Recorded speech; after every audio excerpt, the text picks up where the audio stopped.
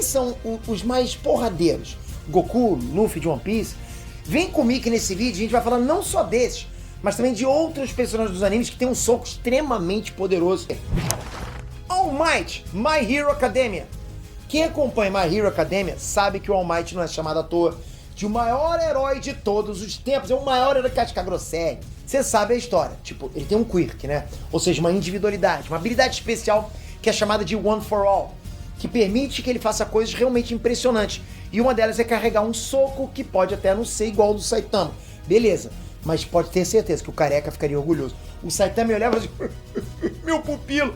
A gente vê isso na luta dele contra o All for One, que é o grande vilão do anime, onde ele carrega tanto poder na mão fechada que isso de alguma forma até conserta qualquer lesão, qualquer osso quebrado que ele tinha ali no punho durante a luta.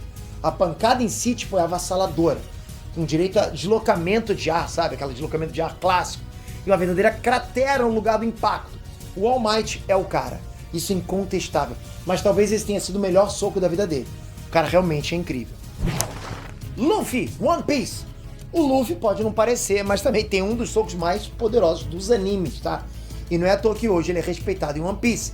Mesmo lá pra trás, né, quando ele não tinha lá tantos poderes, como por exemplo o uso do Haki, o líder dos Piratas do Chapéu de Palha já tinha um soco e tanto, né? E a prova disso acontece no arco do arquipélago Sabaody, quando o Hashi leva um tiro de um dos dragões celestiais, que são os descendentes das famílias que criaram o governo mundial.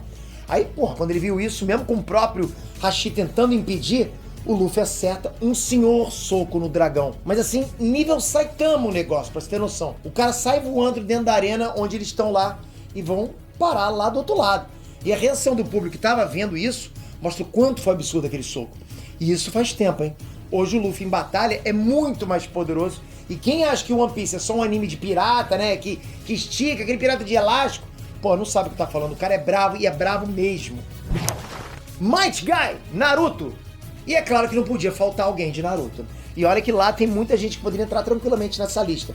Mas se a gente tá pensando em soco, em golpe físico, você tem que pensar em taijutsu, né? A gente tem que vir com taijutsu na cabeça. E se é taijutsu, é impossível fugir do maior mestre nesse estilo de combate, que é obviamente Might Guy! Naruto! O segredo do Guy para ser tão bom em taijutsu é que ele não consegue usar ninjutsu e genjutsu. Então ele foca só no combate físico. E isso faz dele o melhor de todos nesse aspecto. Ele conseguiu atingir além da perfeição no combate físico. E a prova de que ele não deve nada a ninguém nisso... It looks good no matter how you style it. Look, this is the full outfit with the jewelry. Isn't it amazing?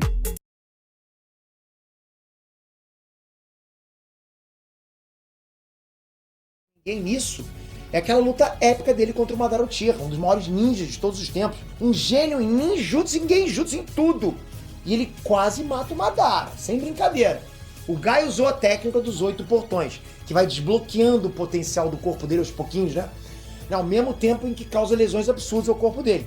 Mas ele aguentou e o próprio Madara, extremamente orgulhoso, admitiu o quanto o Might Guy é forte. Aqui a gente tá falando de um soco capaz de mandar alguém voando por alguns quilômetros, sabe? Derrubar prédios, ou algo bem próximo disso, tá? Tem que respeitar demais o Guy Sensei. Goku, Dragon Ball.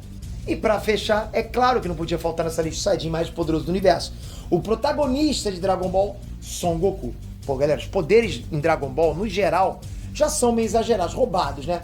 A gente tá falando de gente que consegue destruir planetas inteiros com um golpe. Às vezes com uma dedada, numa dedada e numa mesa, pum, destrói metade do planeta.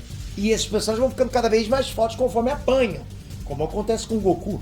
Esse aqui é provavelmente o único que pode rivalizar com o Saitama, né, de One Punch Man, já que a gente tá falando de um poder que parece não ter limite.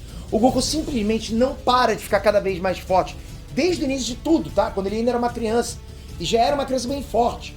Em Dragon Ball, como eu falei, tudo é muito grande, tá? Muito exagerado em nível de poder. Então é claro que o protagonista da história teria que ser essa máquina de poder que é o Goku. Totalmente sem limite, e um dos socos mais fortes de todos os animes.